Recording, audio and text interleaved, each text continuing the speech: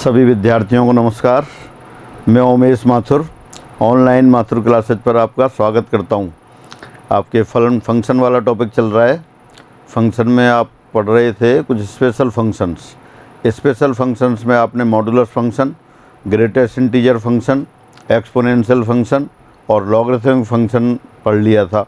उन सभी के आपने डोमेन, रेंज, ग्राफ कर लिए थे।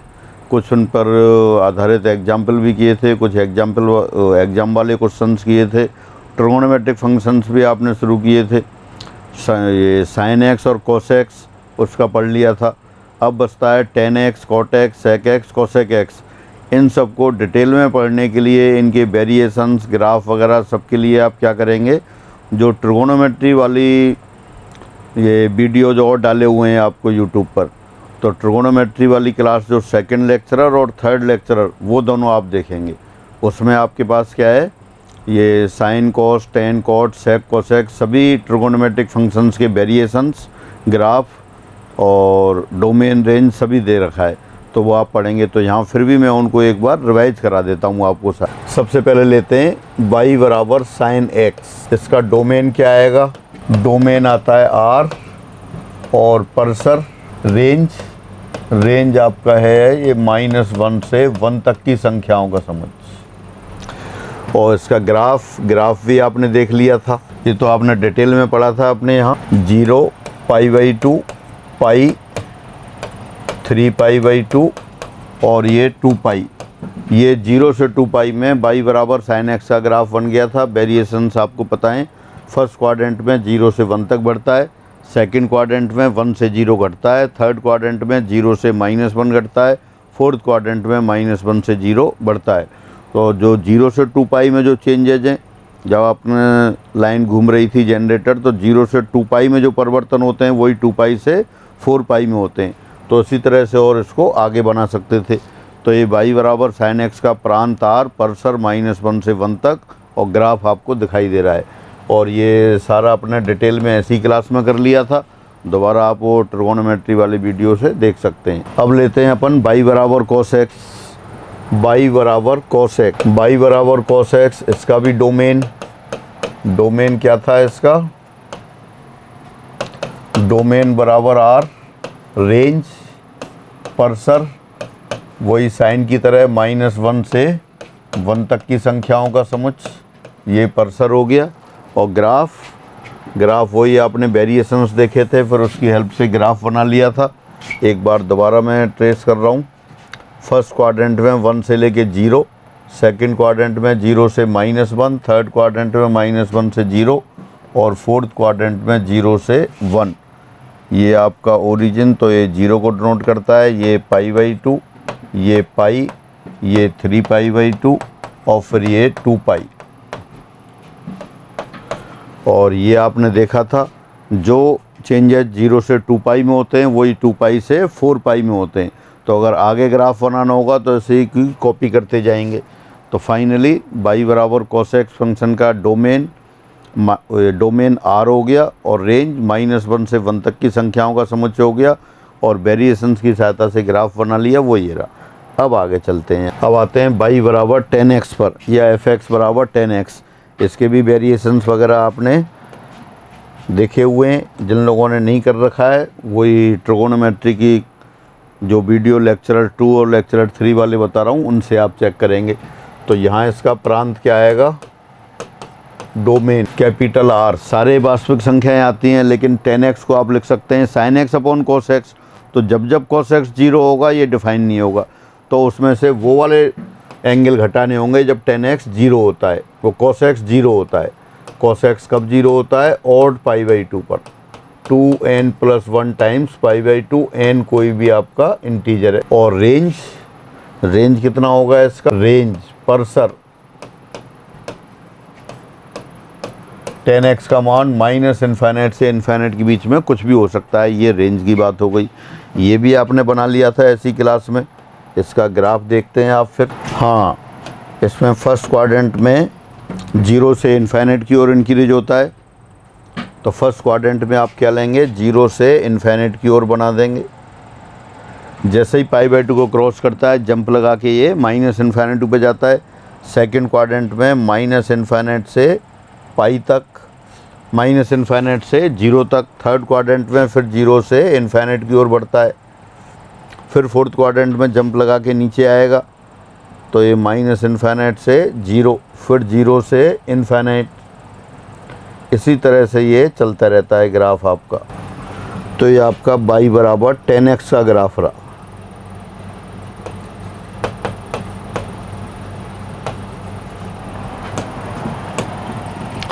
ये 0 पर, ये π/2, ये पाई, 3π/2, 2π, 5π/2, 3π, 7π/2 और फाइनली 2π। यानी कि जब 10x पॉजिटिव होता है फर्स्ट और थर्ड क्वाड्रेंट में, तो 10x 0 से इन्फाइनाइट की ओर इंक्रीज होता है, और जिन क्वाड्रेंट में 10x नेगेटिव है वहाँ माइनस इन्फाइनाइट से 0 तक बढ़ता है। ऑलवेज इंक्रीजिंग है। ये भी अपन ने वेरिएशन इसी क्लास में पढ़ लिए थे। आप रिवाइज करना चाहें उसी अपनी फंक्शन वाली क्लास रिवाइज कर सकते हैं, या वो वीडियो 10x ये ट्रिगोनोमेट्री वाले वीडियो वहाँ से देख सकते हैं, नंबर 2 और नंबर 3। तो फाइनली y बराबर 10x का डोमेन हो गया r माइनस ऑड π/2, विषम π/2, और परसर कितना हो गया r, और ग्राफ जो वेरिएशन की सहायता से बनाया है वो आपको दिखाई दे रहा है। फिर अगले पर आते हैं। अब y बराबर 10x, तो y बराबर 10x, इसका डोमेन प्रांत क्या होगा?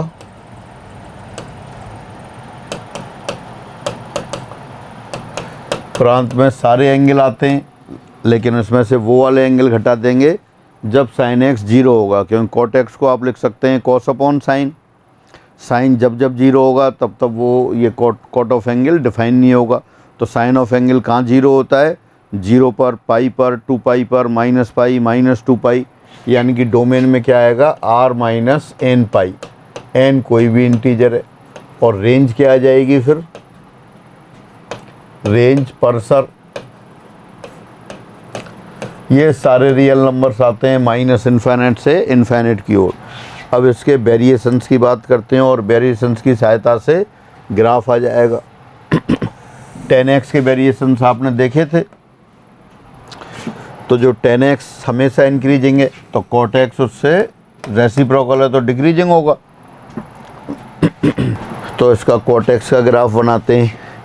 पहली क्वाड्रेंट में 10x 0 से इन्फाइनाइट की ओर बढ़ता है, तो cot x उसका रेसिप्रोकल है, तो 1/0 से 1/इन्फाइनाइट की ओर, 1/0 से 1/इन्फाइनाइट, यानी इन्फाइनाइट से 0 तक घटेगा।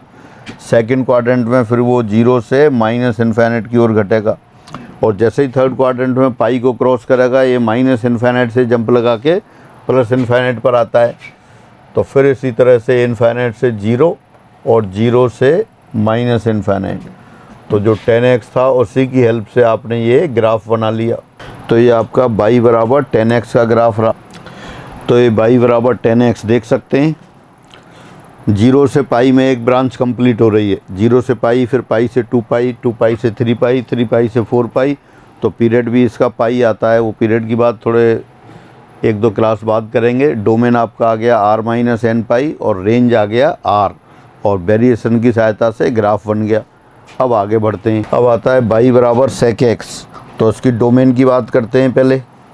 डोमेन प्रांत sec x को लिख सकते हैं आप 1/cos x। तो जब cos ऑफ एंगल 0 होगा तब तक ये डिफाइन नहीं होगा। तो cos ऑफ एंगल कहाँ 0 होता है? विषम π/2 पर। तो वास्तविक संख्याओं के समुच्चय में से ये ऑड π/2 आप सब्ट्रैक्ट कर देंगे। n क्या है? n कोई भी इंटीजर है। फिर आती है रेंज की बात। रेंज परसर। cos x आपका -1 और 1 के बीच में होता है, और रेसिप्रोकल 1/cos x हो गया, व्युत्क्रम हो गया। तो जब cos x पॉजिटिव होता है वो 0 और 1 के बीच में होता है, तो 1/cos x यानी कि sec x 1 या 1 से बड़ी संख्याएं होती हैं। और जब नेगेटिव होगा, cos x -1 और 0 के बीच में होता है, उसका व्युत्क्रम फिर -1 और उससे छोटी संख्याएं होंगी।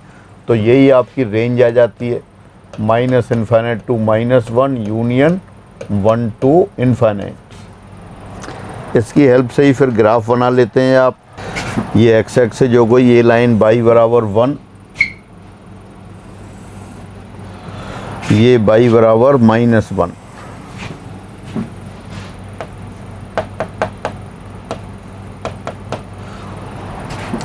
ये ओरिजिन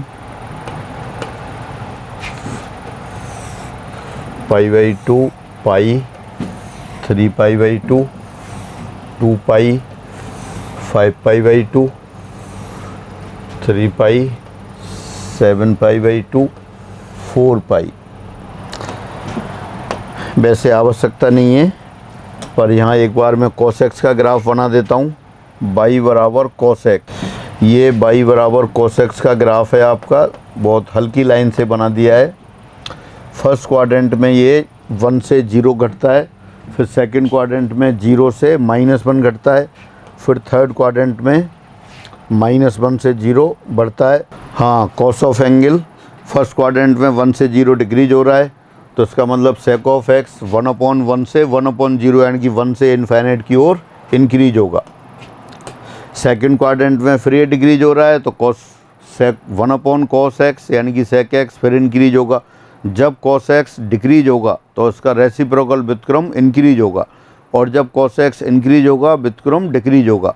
cos x पॉजिटिव होगा तो sec x भी पॉजिटिव होगा, cos x नेगेटिव होगा तब sec x भी नेगेटिव होगा। डिटेल में देखने के लिए सारा आप इसके वेरिएशंस वगैरह लिखें वो ट्रिगोनोमेट्री के साथ, और बाकी आप यहाँ मैं इसका ग्राफ बना रहा हूँ। ये इंक्रीजिंग हो गया और इस साइड में आपका ये इंक्रीजिंग हो गया, फिर cos x इंक्रीजिंग है तो ये डिक्रीजिंग हो गया, फिर ये जंप लगा के ऊपर जाएगा, फिर नीचे, फिर इस तरह से। तो आप देख सकते हैं बाई बराबर सेक एक्स, बाई बराबर सेक एक्स का जो ग्राफ है बाई बराबर 1 और बाई बराबर -1 के बीच में इसका कोई हिस्सा नहीं है, यानी कि सारा ग्राफ बाई बराबर 1 या उससे ऊपर या बाई बराबर -1 उससे नीचे। बाई बराबर 1 को टच कर रहा है तो इसलिए इसकी वैल्यू 1 है, और फिर 1 के ऊपर है, 1 के नीचे तो है नहीं। जब पॉजिटिव है तब बाई बराबर 1 के ऊपर है, और नेगेटिव है तब बाई बराबर -1 या उससे नीचे है। तो यही रेंज लिखी है। रेंज दोबारा लिख देता हूँ, रेंज -∞ से -1 यूनियन 1 to ∞, और इसको ऐसे भी कह सकते हैं r -1 और 1 के बीच की जो संख्याएं हैं उनको हटा दिया रियल नंबर में से, तो ये रेंज आ गई। तो डोमेन क्या है? डोमेन cos x, वो cos x का रेसिप्रोकल है। sec x का मतलब है 1/cos x, तो जब जब cos x 0 होगा तब ये परिभाषित नहीं होगा। तो वास्तविक संख्याओं के समुच्चय में से वो वाले एंगल हटाने होंगे जब cos x 0 है, और cos x कहाँ 0 होता है? विषम π/2 पर। तो वही आपने डोमेन लिख रखा है r - 2n+1 π/2, और रेंज 1 या 1 से ऊपर और -1 या -1 से नीचे। अब आगे आते हैं आप, बाई बराबर cosec x। तो अब cosec x की देखते हैं। सबसे पहले प्रांत की बात करते हैं। प्रांत डोमेन, तो डोमेन में क्या आएगा? वास्तविक संख्याओं के समुच्चय में से वो वाले एंगल हटाने होंगे जब sin x 0 होगा। cosec x बराबर होता है 1/sin x, तो जब जब sin x 0 होगा cosec x परिभाषित नहीं होगा। तो sin x कहाँ 0 होता है? n पाई पर। n क्या है? n कोई भी इंटीजर है। फिर आता है रेंज परसर। रेंज sin x -1 और 1 के बीच में होता है, तो उसका रेसिप्रोकल 1 या 1 से बड़ा और -1 या -1 से छोटा। तो जो sec x की रेंज थी वही रेंज आ गई इसकी। फिर ग्राफ की बात करते हैं। ये बाई बराबर 1, बाई बराबर -1, और ये x एक्सिस ड्रॉ कर ली पहले आपने। पहले हेल्प के लिए अपन बाई बराबर sin x का ग्राफ बना सकते हैं, और वेरिएशन याद है तो डायरेक्ट भी बना सकते हैं आप। हाँ, पहले मैं आपको बाई बराबर sin x का ग्राफ बना देता हूँ, वही लाइट कलर में। फर्स्ट क्वाड्रेंट में sin x 0 से 1 तक इंक्रीज होता है, फिर 1 से 0 तक डिक्रीज होता है।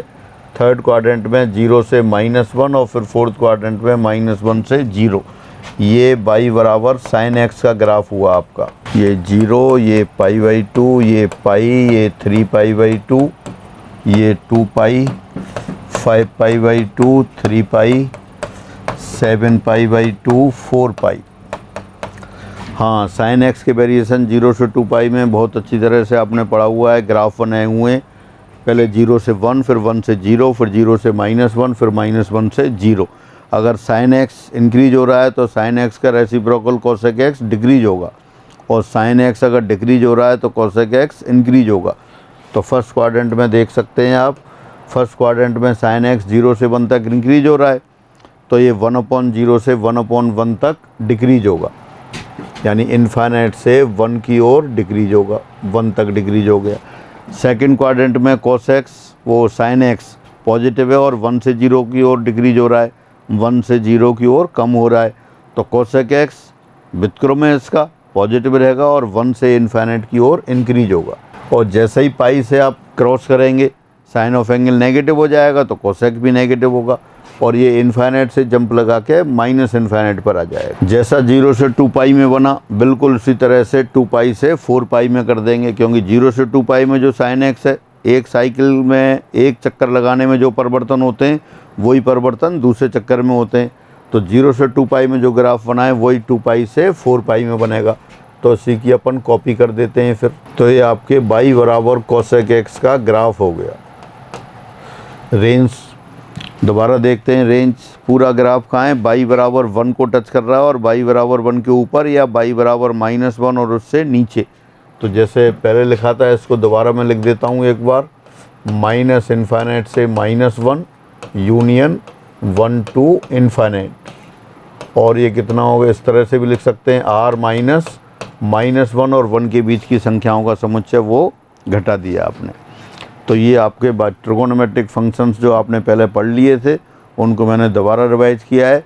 रिवाइज करने का पर्पज़ एक ही है कि जिन लोगों को याद नहीं है, जिन लोगों ने नहीं पढ़ रखा है, तो वो दोबारा से देख लें और फिर रिवाइज करें। ट्रिगोनोमेट्री वाली जो लेक्चरर्स हैं, लेक्चर नंबर 2 और लेक्चर नंबर 3, उनको आप वहाँ से ट्रिगोनोमेट्री वाली वीडियो से रिवाइज करेंगे। फिर आगे चलते हैं। अब आता है आपके पास इक्वल फंक्शंस, समान फलन या बराबर फलन, इक्वल फंक्शन। दो फलन f और g बराबर फलन कहलाते हैं यदि दोनों के प्रांत बराबर हों, दोनों के सहप्रांत बराबर हों और f(x) g(x) प्रत्येक मान पर बराबर मान देते हों। दोबारा से, दो फलन, टू फंक्शंस, दो फलन f from a to b और g from c to d बराबर फलन या समान फलन कहलाते हैं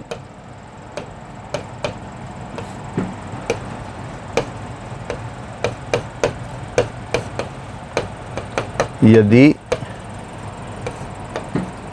नंबर 1 f का प्रांत डोमेन ऑफ f बराबर g का प्रांत,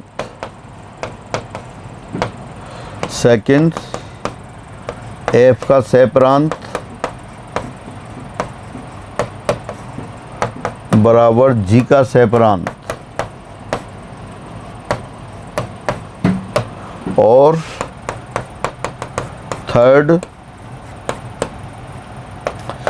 f(x) equal to gx for all x belongs to प्रांत।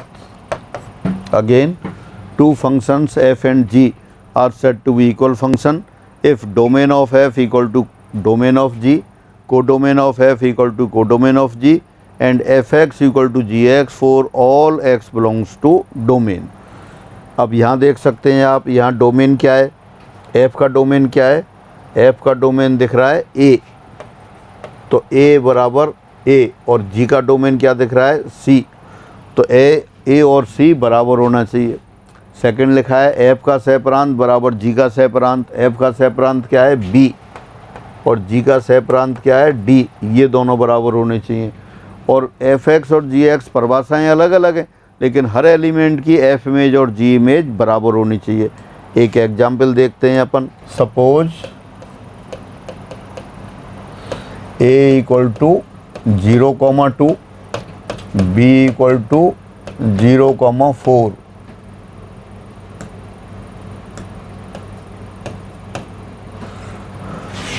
और फलन f a से b में है, जहाँ f(x) बराबर क्या है 2x, एवं g ये भी आपका a से b में है, और यहाँ gx बराबर क्या है x² है। दो फंक्शन दे रखे हैं f(x) और gx, दोनों ए से बी में परिभाषित हैं, तो एफ का डोमेन और जी का डोमेन बराबर हो गया, एफ का कोडोमेन और जी का कोडोमेन बराबर हो गया। परिभाषाएं दोनों की अलग अलग हैं। एफ के द्वारा एक्स का प्रतिबिंब 2x पर जा रहा है और जी के द्वारा एक्स का प्रतिबिंब एक्स स्क्वायर पर जा रहा है। तो अब आपको ये देखना है कि फंक्शन इनको क्रमित युग्मों के रूप में लिखते हैं। यहाँ एफ बराबर एफ एक्स बराबर 2x है। एक्स की वैल्यू कहाँ से लेंगे? एफ के प्रांत से। एफ का प्रांत कौन सा है? ए। इसमें कौन से एलिमेंट है? 0,2। तो पहले 0 की इमेज लेते हैं। एफ जीरो लिखेंगे तो 2 × 0 0, यानी कि 0 का प्रतिबिंब 0 आ गया। फिर 2, दूसरा एलिमेंट है 2 की एफ इमेज देखते हैं। एफ 2 लिखेंगे तो क्या आएगा? 2 × 2, यानी 2 का प्रतिबिंब 4 पर आएगा। ये हो गया। और जी निकाल के देखते हैं। जी एक्स बराबर क्या दे रखा है? X square. जी के द्वारा किसी अवयव एक्स का प्रतिबिंब कहाँ जाता है? उसके वर्ग पर, स्क्वायर पर। तो जी कहाँ से होगा? ए से बी में। ए में एलिमेंट कौन से हैं? 0,2। तो 0 का प्रतिबिंब देखते हैं पहले। 0 का स्क्वायर 0, तो 0 का प्रतिबिंब 0 आ गया। देन 2, अब 2 की इमेज देखते हैं। G2, 2 स्क्वायर 4 होता है, तो 2,4 हो गया। तो आप देख सकते हैं एफ के द्वारा जो प्रतिबिंब जा रहे हैं वही जी के द्वारा है। एफ में भी 0 0 और 2 4 है, और जी में भी 0 0 2 4 है। तो यहाँ बिल्कुल दोनों कैसे फंक्शन हो गए? बराबर फंक्शन हो गए स्पष्टतया। यहाँ एफ बराबर जी है। तो again two functions F and ji are said to be equal if domain of F equal to domain of G, codomain of F equal to codomain of G, and F x equal to G X for all X belongs to common domain. तो ये आपके एक example रहा। एक exam वाला question लेते हैं। फिर ये एग्जाम वाला क्वेश्चन आ गया, तो ये देखते हैं। यहाँ लिखा है आपको, यदि फलन एफ एक्स बराबर 2x² - 1 व जी एक्स बराबर 1 - 3x समान फलन हो तो एफ व जी का प्रांत है।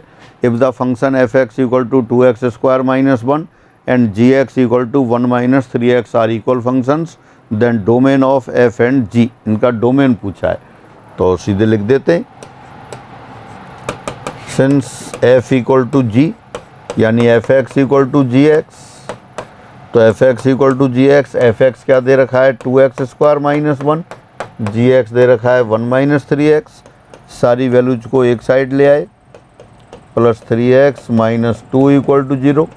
इसके आपने फैक्टर्स कर दिए, ये हो गया 2x - 1 x + 2 बराबर 0। देखें factors, 2x × x 2x², 2x × 2 4x - x + 3x and -2।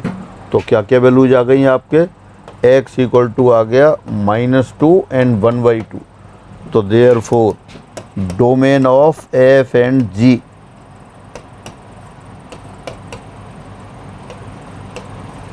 F और जी का प्रांत समान क्यों होगा? क्योंकि इक्वल फंक्शन दे रखें। तो कितना आ गया ये? -2, 1/2। दो एलिमेंट आ गए कॉमन डोमेन में। देखें कौन सा ऑप्शन है? पहला ऑप्शन देखते हैं आप। पहले ऑप्शन में तो 5 है, second option -1/2, third option 2 and -1/2। लेकिन आपने कैलकुलेट किया है वो -2 और 2, तो कोई भी सही नहीं है। इसका मतलब फोर्थ ऑप्शन करेक्ट हो गया। तो ये इक्वल फंक्शन की परिभाषा रही। एक एग्जाम्पल आपने किया, एक ही एग्जाम वाला क्वेश्चन किया, RPSC ACF 2012 वाला क्वेश्चन। फिर आगे चलते हैं। अब हम लेते हैं संयुक्त फलन।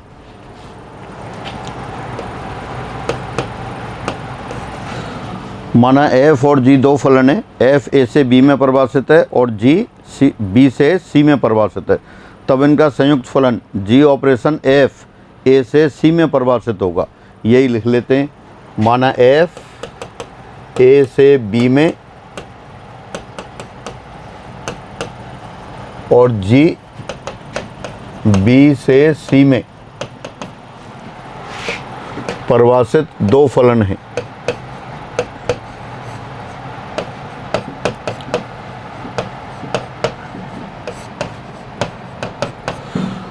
Suppose f is a function from a to b and g is a function from b to c, then their composite function g operation f is defined from A to C as follows. तो अब इनका संयुक्त फलन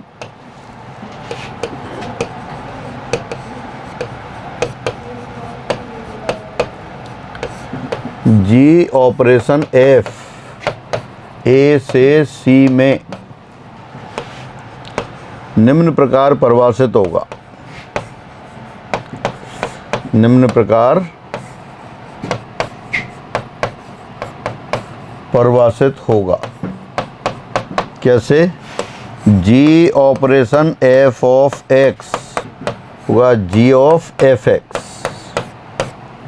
दोबारा से, माना F A से B में और जी बी से सी में दो फलन है, तब इनका कंपोजिट फंक्शन, इनका संयुक्त फलन जी ऑपरेशन एफ ए से सी में परिभाषित होगा। और किस तरह परिभाषित होगा? G operation F of x बराबर g of f x. F x क्या है? F image of x, then g of f x. G of f x means g image of f x, यानी g image of f image of x. इसको आप लिख भी सकते हैं F x का जी प्रतिबिंब, या कह सकते हैं आप एक्स के एफ प्रतिबिंब का जी प्रतिबिंब, जी image of f image of x. पहले आपने एक्स का एफ इमेज निकाला, फिर एफ इमेज की जी इमेज निकाला। और जी ऑफ एफ एक्स कब कैलकुलेट कर सकते हैं आप? जब एफ एक्स जी के प्रांत में हो। तो यहाँ देखें एफ ए से बी में है और जी बी से सी में है, तो वो प्रॉब्लम कभी भी नहीं आएगी। आपने एज्यूम ही ऐसा किया है, एफ ए से बी में एज्यूम किया, यानी कि एफ के द्वारा ए के अवयवों का प्रतिबिंब बी में जाएगा। बी में क्या हो गए? एफ एक्स टाइप के एलिमेंट हो गए। फिर जी के द्वारा बी के अवयवों का प्रतिबिंब सी में जाएगा, तो सभी एफ एक्स का होंगे जी के प्रांत में होंगे, इसलिए आ जाएगा। हाँ, अगर आपसे एफ ऑपरेशन जी की बात की जाती, यहाँ आपसे कहते हैं कि एफ ऑपरेशन जी निकालें, तो यहाँ एफ ऑपरेशन जी परिभाषित नहीं होगा। यहाँ एफ ऑपरेशन जी परिभाषित नहीं होगा। क्यों नहीं होगा? क्योंकि जी का सहप्रांत यानी कि जी का कोडोमेन एफ के प्रांत, एफ के डोमेन का उपसमुच्चय नहीं है। उपसमुच्चय यानी कि सबसेट। दोबारा से देखें, एफ ए से बी में फंक्शन है और जी बी से सी में फंक्शन है, तो आपने जी ऑपरेशन एफ कैलकुलेट किया है। G operation F of x, g operation F of x होता है g image of x image of f. Again g operation F of x, g image of f image of x, x के f image का g image. अगर आप यहाँ F operation जी निकालना चाहेंगे, तो क्या आएगा? F operation ji of x, तो आएगा F of G X. G X कहाँ होगा? जी बी से सी में परिभाषित है, तो जी एक्स सी में होगा। अब ये आवश्यक नहीं है कि सी के सारे एलिमेंट ए में हों, ये आपने वहाँ लिखा है। वहाँ क्या लिखा है आपने कि एफ ऑपरेशन जी परिभाषित नहीं होगा, क्योंकि जी का सहप्रांत, जी का कोडोमेन एफ के प्रांत का उपसमुच्चय नहीं है। या तो बराबर हो जाता या उपसमुच्चय हो जाता, तब ये परिभाषित होता। तो यहाँ परिभाषित नहीं है। तो finally, if f is a function from a to b and g is a function from b to c, then their composite function g operation f is defined from a to c as follows. कैसे? g operation f of x equal to g of f x. g of f x means g image of f image of x, x के f प्रतिबिंब का g प्रतिबिंब। तो ये अपन थोड़ा figure भी बना के देखते हैं इसको अगर आप फिगर के रूप में लिख दें तो देखें, इस तरह से बना सकते हैं आप। ये बना दिया आपने ए, यहाँ ले लिया आपने बी, और ये ले लिया आपने सी। एक्स का एफ प्रतिबिंब एफ एक्स पर गया। F is a function from A to B, F A से बी में फंक्शन है, तो एफ के द्वारा कैपिटल ए का एलिमेंट एक्स का एफ इमेज कहाँ होगा? बी में होगा। अब जी बी से सी में है, तो जी के द्वारा एफ एक्स का प्रतिबिंब कहाँ जाएगा? जी ऑफ एफ एक्स पर आ जाएगा। तो जो बाया बी ए से सी में आ रहे थे, उसकी बजाय एक सीधा एक फंक्शन डिफाइन कर दिया आपने। और वो कैसे डिफाइन कर दिया? यहाँ से जी ऑपरेशन एफ ऑफ एक्स, ये जी ऑपरेशन एफ फंक्शन डिफाइन कर दिया, और जी ऑपरेशन एफ के द्वारा एक्स का image G operation F of X किसके बराबर आ गया, जी ऑफ एफ एक्स के बराबर आ गया। इस पर एक एग्जाम्पल भी देख सकते हैं आप। माना capital A equal to 0,1,2, capital B equal to 1,2,3 और कैपिटल सी इक्वल टू 1,4,6,9 ये हैं। यहाँ फंक्शन एफ दे दिया आपको, फलन एफ ये ए से बी में परिभाषित कर दिया। कैसे, f x equal to x plus 1 और g is a function from b to c और एक इस तरह डिफाइन कर दिया g x equal to x square, ये इस तरह डिफाइन कर दिया। अब अपन जी ऑपरेशन एफ देखते हैं। अब जी ऑपरेशन एफ कहाँ से होगा, ए से सी में होगा। अब इसका नियम बनाते हैं। G operation F of x वो कितना हो जाएगा, g of f x, x का एफ प्रतिबिंब एफ एक्स कितना हो गया, एक्स प्लस 1 हो गया। तो ये आ गया आपके पास g of x plus 1। G of x कितना दे रखा है, x square. G of y निकालेंगे तो y square, g of t निकालेंगे देन टी स्क्वायर और g of something square of that thing. तो ये कितना हो गया यहाँ पर, एक्स प्लस 1 होल स्क्वायर हो गया। G operation F of x बराबर एक्स प्लस 1 होल स्क्वायर। तो ये रूल बन गया। अब इसको अपन सत्यापन करते हैं। पहले तो वैल्यू निकालते हैं। एफ ए से बी में दे रखा है, जी बी से सी में दे रखा है। जी ऑपरेशन एफ आपने ए से सी में डिफाइन कर दिया और जी ऑपरेशन एफ का ये नियम बन गया। अब इसको चेक करते हैं। देखिए यहाँ क्या था आपके पास, यहाँ आपके पास एफ था ए से बी में और क्या था, एफ एक्स बराबर एक्स प्लस 1 था। तो देयरफॉर एफ को अगर क्रमित युग्मों के रूप में लिखते हैं तो देख सकते हैं आप, जीरो का प्रतिबिंब कहाँ जाएगा, 1 पर। कैसे निकाल रहे हैं आप, x की जगह 0 रख दिया, f0 बराबर 1 आ गया, 1 रखते हैं, f1 बराबर कितना आ गया, 2 आ गया और 2 रखते हैं, f2 बराबर कितना आ गया, 3 आ गया। ये f आ गया। अब यहाँ देखते हैं अपने पास क्या है, और g आपके पास था b से c में 1 2 3 2 c क्या था 1 4 6 9 और यहाँ जी एक्स कितना था आपके पास, एक्स स्क्वायर। तो इसकी सहायता से आप जी को भी लिख लेते हैं क्रमित युग्मों के रूप में। ये आ गया 0, तो 0 नहीं, 0 तो है ही नहीं। ये आपका जी का जो प्रांत है, जी के प्रांत में एलिमेंट है 1 2 3, तो 1 2 3 की इमेज से लेते हैं। 1 1 का स्क्वायर 1, 2 2 का स्क्वायर 4, 3 3 का स्क्वायर 9। ये जी आ गया। तो एफ और जी आपने लिख लिए, नहीं लिखते तब भी चल जाता। अब आप इससे चेक करते हैं अपना जी ऑपरेशन एफ।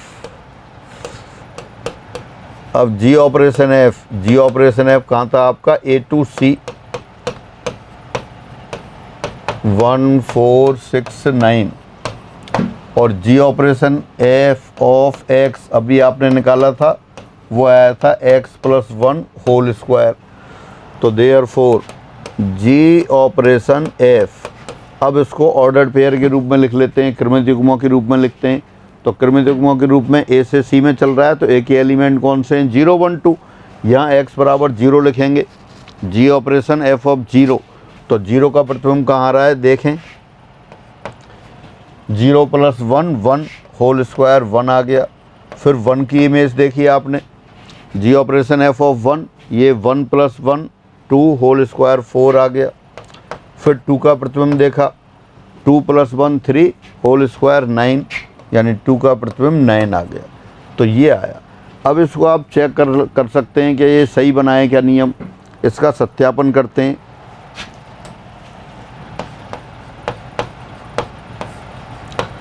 सत्यापन यानी वेरिफिकेशन।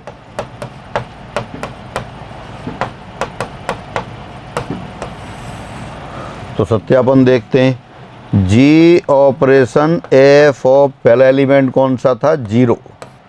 जी ऑपरेशन एफ कहाँ से शुरू हुआ है, ए से शुरू हुआ है। ए में कौन कौन से एलिमेंट हैं, 0 1 2। तो आप देखते हैं 0 का प्रतिबिंब निकालते हैं, वो आएगा g operation F of 0। G operation F of zero. अब एफ जीरो कितना है, एफ जीरो यहाँ से देख सकते हैं या रूल से देख सकते हैं, एफ एक्स बराबर एक्स प्लस वन है तो जी एफ जीरो वन आ गया। फिर जी वन देखा वो भी वन आ गया, तो जी ऑपरेशन एफ ऑफ जीरो बराबर वन। ये आप चेक कर सकते हैं, जो अपने ऑर्डर पेयर के रूप में लिखा है जी ऑपरेशन एफ, वहाँ से सही आ रहा है। अब दूसरा एलिमेंट लेते हैं आप, g operation F of one, ये हो जाएगा g of f one. F one कितना आ रहा है, टू आ रहा है, और जी ऑफ टू कितना हो गया, g of two, two square four आ गया, तो therefore ji operation F of one ये फोर आ गया। दूसरा एलिमेंट है, ये भी सही आ रहा है। और तीसरा देखते हैं, और g operation F of two, ये हो जाएगा g of f two. F two कितना आ गया, थ्री आ गया, जी ऑफ थ्री, थ्री कितना हो गया, जी थ्री, थ्री स्क्वायर, तो therefore ji operation F of two बराबर नाइन आ गया। यानी कि पहले आपने जी ऑपरेशन एफ के लिए एक नियम बना लिया, और कितना आया वो, g operation F of x बराबर x plus one whole square आया। X plus one whole square जो नियम बन गया, उसकी सहायता से जी के जो प्रांत के अवयव थे, जी ऑपरेशन एफ में जो प्रांत के अवयव थे 0 1 2, उनका प्रतिबिंब निकाला आपने, 0 1 1 4 2 9 आया। यही आपने परिभाषा से वेरीफाई किया, क्या आ रहा है यहाँ, g operation F of zero one आ गया, g operation F of one four आ गया, g operation F of two nine आ गया। यानी कि जो नियम आपने बनाया है वो सत्यापित हो गया, सही है। अब अपन वो चेक करते हैं कि एफ ऑपरेशन जी नहीं निकलेगा, उसकी बात करते हैं। अब एफ ऑपरेशन जी, ये कहाँ से शुरू होगा, जी के डोमेन से। जी का डोमेन कौन सा था, 1 2 3 बी। तो पहले वन के एलिमेंट की इमेज लेते हैं, F of ji one, ji one कितना हो गया, जी वन हो गया वन स्क्वायर, तो एफ ऑफ वन, और एफ ऑफ वन कितना आ गया, वन प्लस वन टू आ गया। अब दूसरा एलिमेंट लेते हैं आप, f operation ji of to. जी के डोमेन में दूसरा एलिमेंट कौन सा दिखाई दे रहा है, दो दे रखा है, तो जी ऑपरेशन एफ ऑफ टू, यानी F of G two. G two कितना हो गया, जी टू हो गया आपका टू स्क्वायर यानी कि फोर। अब एफ फोर, एफ एक्स का रूल दे रखा है आपको, एफ एक्स बराबर एक्स प्लस वन, तो एफ फोर यहाँ से कैलकुलेट कर सकते हैं। अगर वहाँ रख देंगे एक्स बराबर फोर तो वैल्यू आ जाएगी, लेकिन ये आप निकाल नहीं सकते। क्यों नहीं निकाल सकते, एफ के द्वारा उन्हीं अवयवों का प्रतिबिंब निकाल सकते हैं जो एफ के प्रांत में हो। एफ का प्रांत कौन सा है, ए, 0 1 2 तीन एलिमेंट हैं, तो एफ के द्वारा या तो 0 का प्रतिबिंब निकाल सकते हैं आप, या 1 का या 2 का। लेकिन यहाँ क्या है, एफ 4 दे रखा है, तो ये एग्जिस्ट नहीं करता, जो कि विद्यमान नहीं है। क्यों विद्यमान नहीं है, क्योंकि 4 नॉट बिलोंग्स टू ए। ए यानी कि डोमेन ऑफ एफ, एफ का प्रांत। एफ के द्वारा उन्हीं अवयवों का प्रतिबिंब निकाल सकते हैं जो एफ के प्रांत में हो। तो जो पहले लिखा था वो आपको वेरीफाई हो गया कि एफ ऑपरेशन जी डिफाइन नहीं है। क्यों डिफाइन नहीं है, क्योंकि जी के द्वारा जिन अवयवों का प्रतिबिंब आएगा वो सभी अवयव एफ के प्रांत में होने चाहिए, ऐसा नहीं है। हाँ, उसमें जी ऑपरेशन एफ जो आपने निकाला था उसमें प्रॉब्लम नहीं आई थी। क्यों प्रॉब्लम नहीं आई थी, आपने माना ही ऐसा था कि एफ ए से बी और जी बी से सी, तो ए टू बी, बी से सी, यानी कि जो एफ का सह प्रांत है वो जी के प्रांत के बराबर आया था। तो अब अगर एफ ऑपरेशन जी का कब परिभाषित होगा, जब जी का सह प्रांत एफ के प्रांत के बराबर होगा, या जी के सह प्रांत एफ के प्रांत का उपसमुच्चय होगा। अब एक एग्जाम्पल देखते हैं फिर आगे बढ़ते हैं। अभी एक एग्जाम्पल एग्जाम में आया हुआ क्वेश्चन है, यदि एफ आर से आर में एफ एक्स बराबर एक्स स्क्वायर प्लस टू व जी आर से आर में जी एक्स बराबर one plus one upon x minus one हो, या एक्स वन के बराबर नहीं है, क्योंकि एक्स बराबर वन होगा तो ये परिभाषित नहीं होगा। तब आपसे कहा है कि एफ ऑपरेशन जी कैलकुलेट करो। तो एफ ऑपरेशन जी कैलकुलेट करने के लिए आप वही पहले वाला रूल लेते हैं, F operation ji of x क्या आएगा, ये एफ ऑफ जी एक्स आ जाएगा। और एफ ऑफ जी एक्स कितना आएगा, F of one plus one upon x minus one, ये आ गया। एफ एक्स क्या दे रखा है, एफ एक्स दे रखा है एक्स स्क्वायर प्लस टू। तो पहले और सॉल्व कर लेते हैं इसको, यहाँ f of x minus one plus one x, x upon x minus one, ये आ गया। और F of something, f of something square of that thing plus 2। तो ये यहाँ से लिख दिया फिर आपने x upon x minus 1 whole square plus 2, यानी ये हो गया आपके पास x square plus 2 times x minus 1 whole square upon x minus 1 whole square. तो this implies f operation ji of x, यहाँ से लिख सकते हैं एक्स स्क्वायर और यहाँ से आएगा 2x स्क्वायर, 3x स्क्वायर आ गया, 2 into minus 2x minus 4x आ गया, 3x square minus 4x plus 2 upon x minus 1 whole square. तो ये आपका आ गया, कौन सा ऑप्शन आ गया देखें, फर्स्ट नहीं है, सेकंड नहीं है, थर्ड नहीं है, तो फोर्थ ऑप्शन आपके पास आ गया। तो एफ और जी दो फंक्शन दे रखे हैं, तो ये एफ आर से आर में और जी भी आर से आर में। एफ एक्स बराबर दे रखा था एक्स स्क्वायर प्लस 2, जी एक्स दे रखा था 1 प्लस 1 अपॉन एक्स माइनस 1। तो उनसे आपने एफ ऑपरेशन जी कैलकुलेट किया। यहाँ कोई प्रॉब्लम नहीं आई क्योंकि यहाँ तो ए बी सी तीनों बराबर दे रखे थे। यहाँ आपसे एफ ऑपरेशन जी पूछा था, जी ऑपरेशन एफ पूछते वो भी निकाल सकते थे आप। अभी एग्जाम्पल देखेंगे और आगे, अभी एक एग्जाम्पल और लेते हैं। ये भी एग्जाम्पल देखें, आरपीएससी एसीएफ में ही आया हुआ है। अभी एसीएफ वालों के मैसेज आ रहे हैं कि साहब एसीएफ वाला सिलेबस शुरू करो। इसके बाद जो लिमिट कंटिन्यूटी जो स्टार्ट होगा वो एसीएफ का ही है। फंक्शन नहीं दे रखा है सिलेबस में। अब पहले का 2012 का सिलेबस पता नहीं है क्या था, लेकिन एसीएफ में 2012 में फंक्शन में ये दो क्वेश्चन तो यही दिखाई दे रहे हैं। तो अब यहाँ आप ये ध्यान रखें एसीएफ वाले के बिना फंक्शन के आगे वाले क्वेश्चंस भी नहीं होंगे। एक दो क्लास ज़्यादा लग रही हैं तो उनको थोड़ा सा सहन करो। और अभी सरकार अपनी और चीज़ों में उलझी हुई है। एसीएफ के पेपर वैसे डेट दे रखी है, तो उम्मीद है ऐसी डेट पर हो जानी चाहिए। हाँ, तो आप देखें एक और क्वेश्चन जी ऑपरेशन एफ के लिए। यहाँ दोबारा से एक बार पढ़ लेते हैं। If mapping f and ji are given by f x equal to x square plus 3 and g x equal to x square minus 3, then find g operation F of x. तो यहाँ g operation F of x निकालते हैं। ये हो जाएगा g of f x. G of f x क्या दे रखा है आपको, एक्स स्क्वायर प्लस 3, और जी एक्स गिवन है आपके पास एक्स स्क्वायर प्लस 3, नहीं g x x square minus 7। तो g of x x square minus 7, g of something square of that thing minus 7। तो यहाँ समथिंग क्या है आपका, x square plus 3 whole square minus 7। तो ये लिख देते हैं फिर g operation F of x. X square plus 3 whole square किया, यहाँ से आएगा x to the power 4 plus 6x square plus 9। तो वो आप नोट कर देते हैं, X to the power 4 plus 6x square plus 9 minus 7 plus 2। तो ये आ गया, ये कौन सा क्वेश्चन कौन सा ऑप्शन आ गया, फर्स्ट ऑप्शन आ गया। तो फर्स्ट ऑप्शन आपका ये आंसर आ गया। हाँ, तो फिर मैं दोबारा बता रहा हूँ, एसीएफ वाला एक क्वेश्चन तो ये आ गया। बाकी जो ट्रिगोनोमेट्री चल रही है आपकी एसीएफ वाली चल रही है, सारा वो ट्रिगोनोमेट्री तो उसमें है ही आपका। और जो एसीएफ वाले जो भी अगले टॉपिक आ रहे हैं उनमें फंक्शन की बहुत इंपॉर्टेंस है। तो फंक्शन आपको ये भी अच्छी तरह से रिवाइज करना है।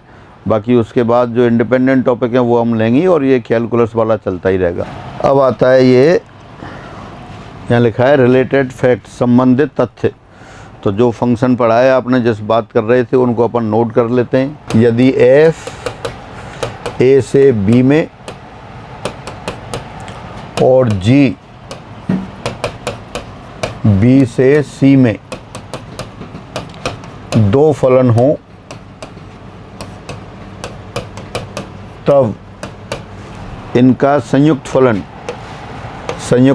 Composite function G operation F A से सी में निम्न प्रकार परिभाषित होता है। निम्न प्रकार परिभाषित होता है कैसे, g operation F of x this equal to g of f x.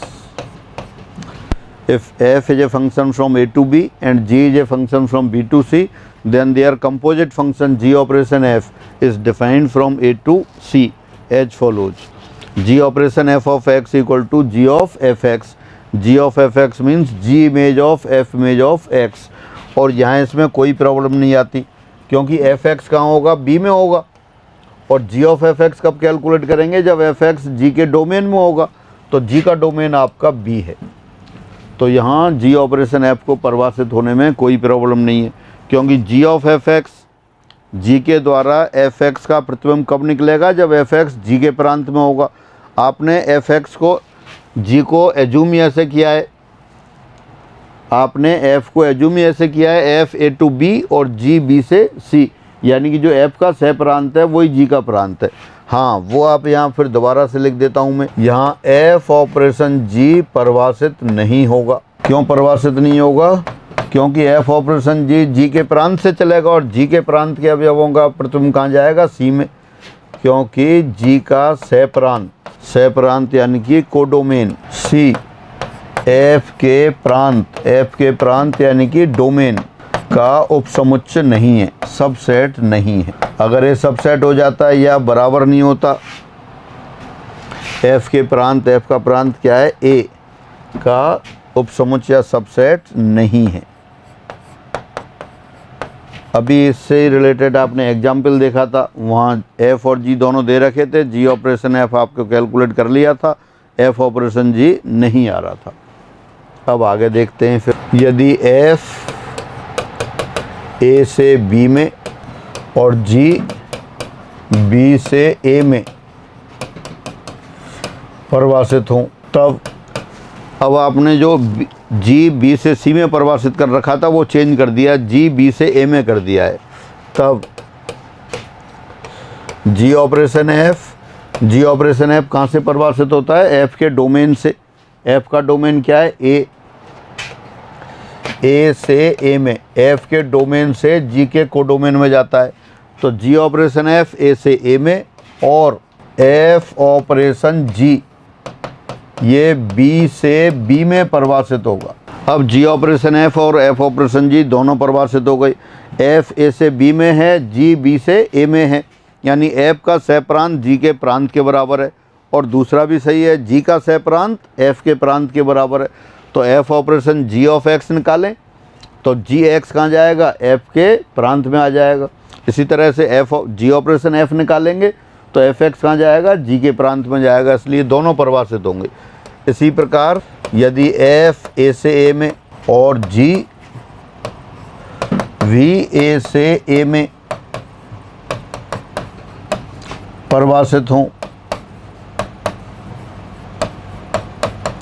अब यहाँ ए बी सी तीनों को ही ए कर दिया, एफ भी ए से ए में, जी भी ए से ए में, तो जी ऑपरेशन एफ भी परिभाषित होगा और एफ ऑपरेशन जी भी परिभाषित होगा। Again, if F is a function from A to A and g is a function from a to a, then g operation f as well as f operation g both are defined on a.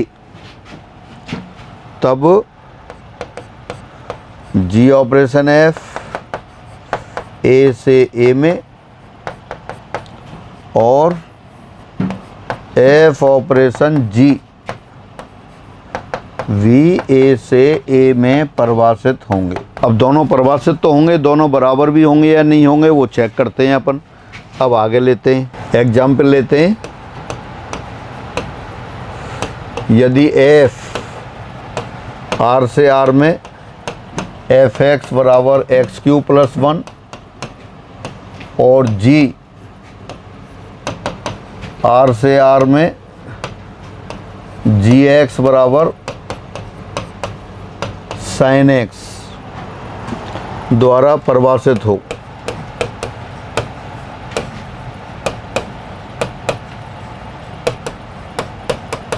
तब अब देखते हैं F R से are में दे रखा है, are क्या है? वास्तविक संख्याओं का समुच्चय। जी भी आर से आर में दे रखा है, आर क्या है? वास्तविक संख्याओं का समुच्चय। तब अपन देखना चाहते हैं जी ऑपरेशन एफ, अब दोनों परिभाषित तो दोनों होंगे, जी ऑपरेशन एफ वो भी आर से आर में परिभाषित होगा और एफ ऑपरेशन जी वो भी आर से आर में परिभाषित होगा। तो अपन अलग अलग कैलकुलेट करते हैं। G operation F of x ये आएगा g of f x, g of f x कितना आ गया? X cube plus 1।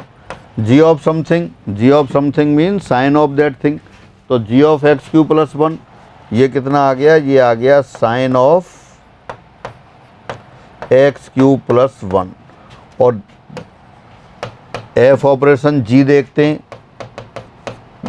F operation ji of x, तो ये क्या जाएगा F of G X. F of G X क्या है साइन एक्स।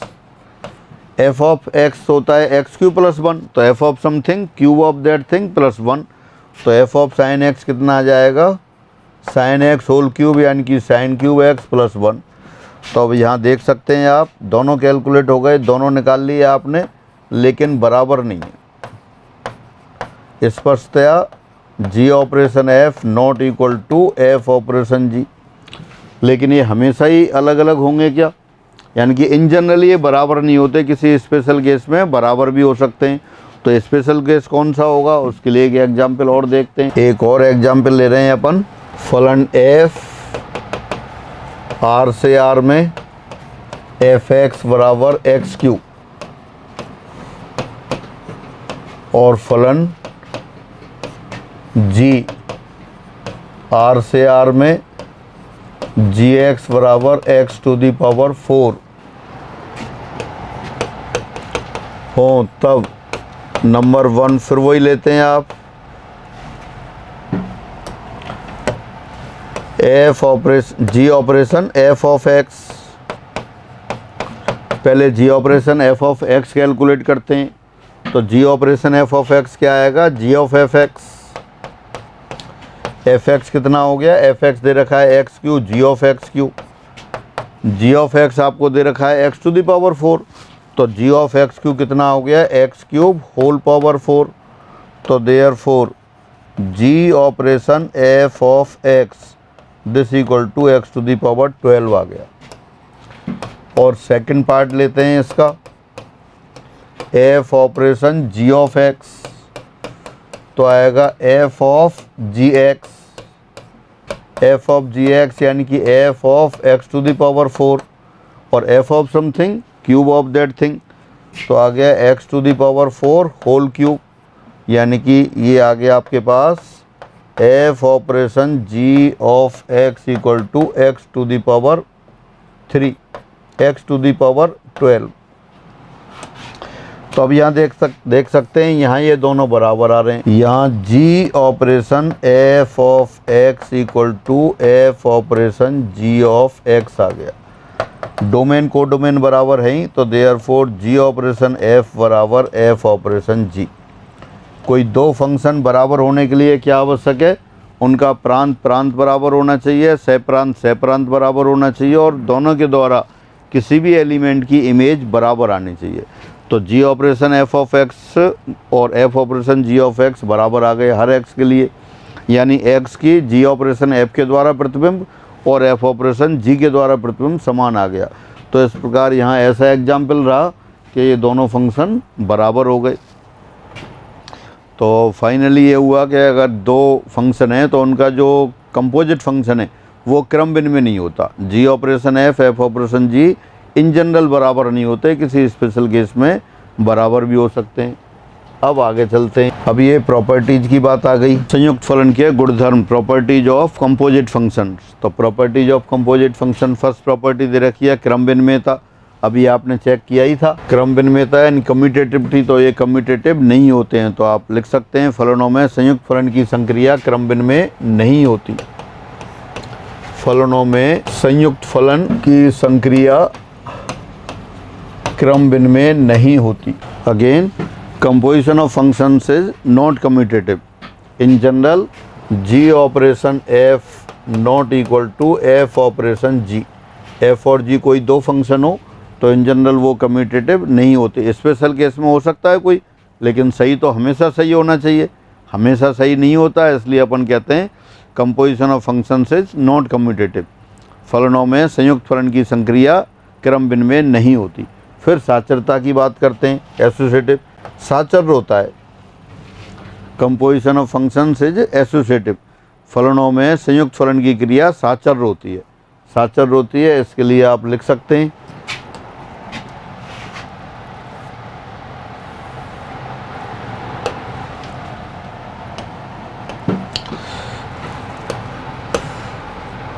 यदि f a से b में, जी बी से सी में और एच सी से डी में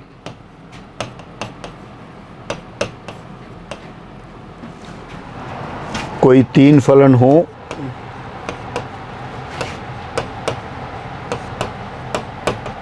तब H operation g operation f बराबर H operation g operation F.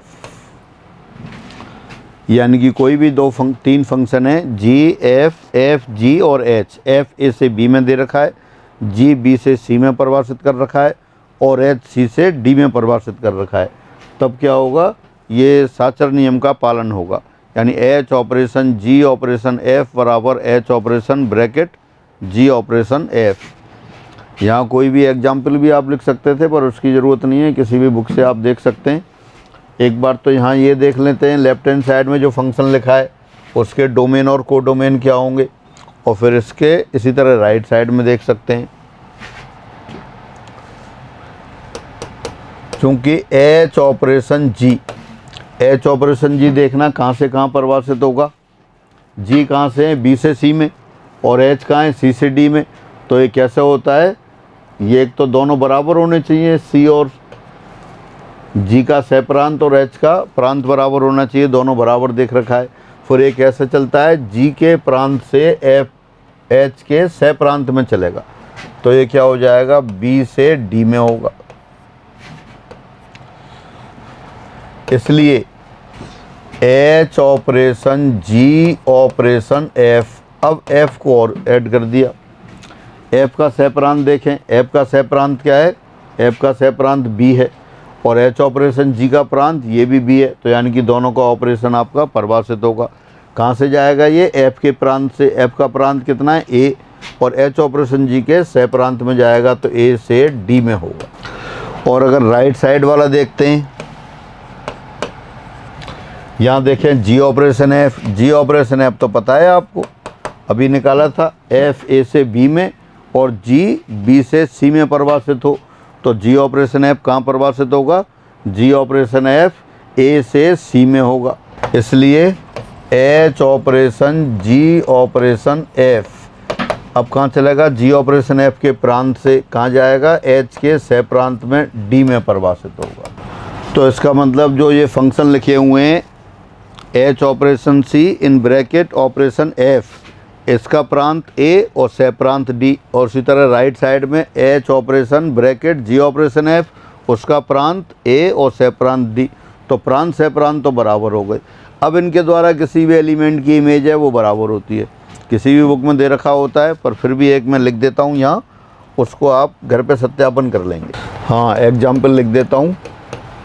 माना capital A 0 1 2, capital B 1 2 3, capital C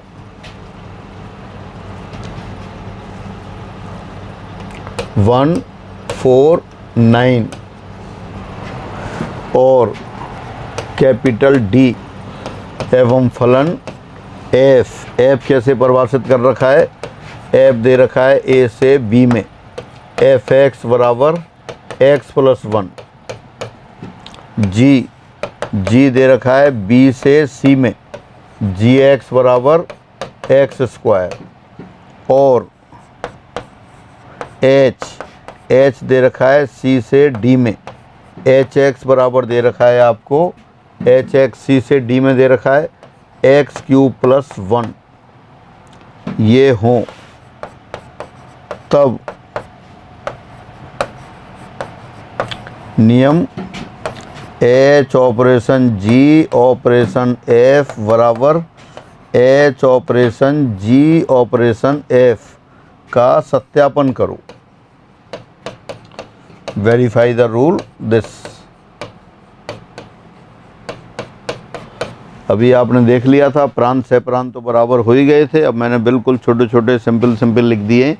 F x आपका एक्स प्लस 1, जी एक्स एक्स स्क्वायर और H x x cube plus 1। तो इस नियम का आप सत्यापन करेंगे। तो ये आप अपने आप कर लेंगे। तो ये यहाँ तक आपके क्या रहा, यहाँ तक ये संयुक्त फलन की बात रही। तो आज की क्लास में इतना ही रखते हैं, फिर अगली क्लास में मिलते हैं। सभी सारा रिवाइज करें, बहुत ज़्यादा नहीं बचा है। अभी एक इन्वर्स फंक्शन बचा है और इन्वर्स फंक्शन, उसके बाद फलनों का क्लासिफिकेशन। बाकी जो मेन फंक्शन थे वो आपने सारे ले लिए। अब जो एक ही याद शतक वाले क्वेश्चन अपन ने स्क्वायर और साइन कॉस के किए थे, अब जो भी क्वेश्चन मिलते हैं आप सभी को डिस्कस कर सकते हैं। और कुछ और छोटे छोटे हैं मामूली, वो अभी क्लासिफिकेशन ऑफ फंक्शंस में हो जाएंगे। हाँ, अभी सम विषम बचा है, आवर्त बचा है, तो मैं समझता हूँ 2 3 या 4 क्लास में ही हो जाएगा। फिर हम इसके आगे कैलकुलस वाला पोर्शन शुरू करेंगे, जिसकी बहुत डिमांड हो रही है कि ACF वाला करें, तो भी करते हैं। ठीक है, सभी को नमस्कार।